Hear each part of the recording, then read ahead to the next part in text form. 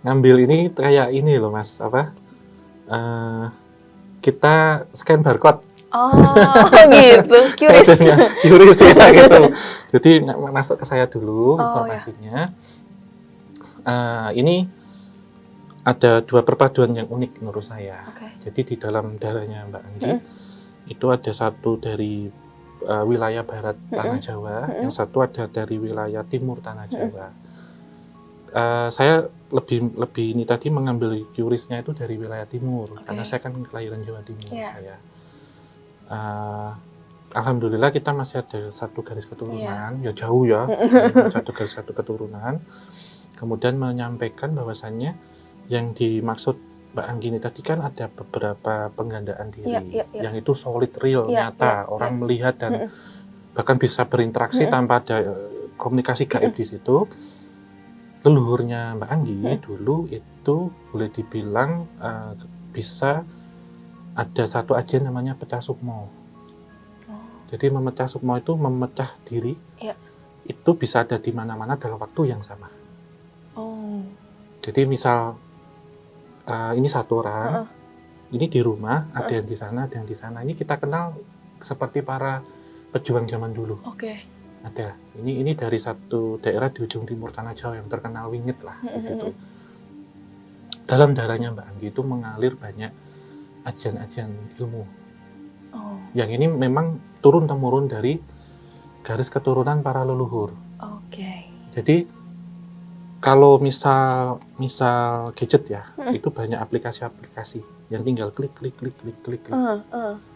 Bahkan misal ada seseorang nih berdiri depannya Mbak Anggi, misal mau melakukan itu ya, Mbak Anggi mengambil misal daleman dompet, diambil gini bisa.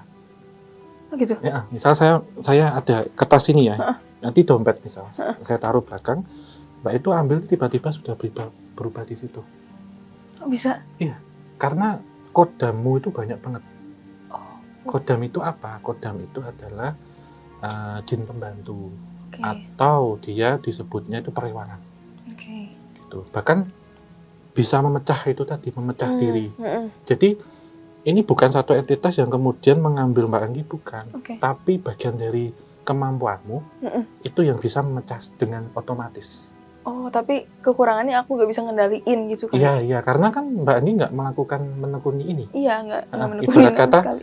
Punya ibarat kata punya mobil, tapi nggak mau belajar nyetir. Iya. Gitu. Jadi ya punya mobil itu kendaraannya ada, tapi nggak bisa. Kayak kejadian tadi, entah tiba-tiba sakit, kayak santet, itu sebenarnya juga berasal dari ajian-ajian itu. Gitu. Mbak Anggi bisa, misal udah paku kirimkan siapa itu bisa sekarang, tinggal ini bisa. Keren juga aku ya. Iya, karena di dalam darahmu itu mengalir itu, udah mengalir DNA dari para leluhurmu yang mereka menekuni ilmu ini wafat. Kan ketika orang dulu kan pasti punya pegangan Mbak. Iya. Semuanya mengarah ke tempatmu. Jadi kenanya ke aku semua nih? Iya. Kenapa kemudian Mbak itu terpilih? Kenapa bisa begini, bisa begitu? Saya sampaikan nggak apa ya? Nggak apa-apa. Ada satu perjanjian antara leluhurmu dengan salah satu penguasa gaib yang ada di Tanah Jawa. Tapi ini bukan maaf ya, bukan musikannya Ratu Kidul, bukan. Tapi memang ada hubungannya dengan Pantai Selatan tadi.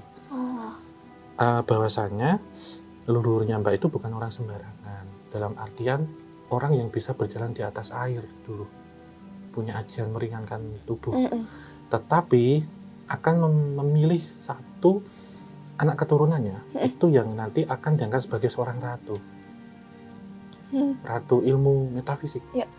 Siapakah dia itu ya?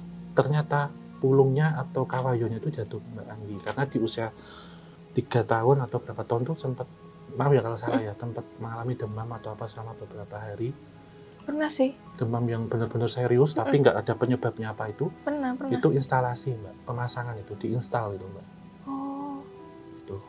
Jadi kalau saya lihat di tanda tangan ini, maaf ya, ini tidak semua orang akan bisa mengQRIS, kecuali masih ada garis satu keturunan.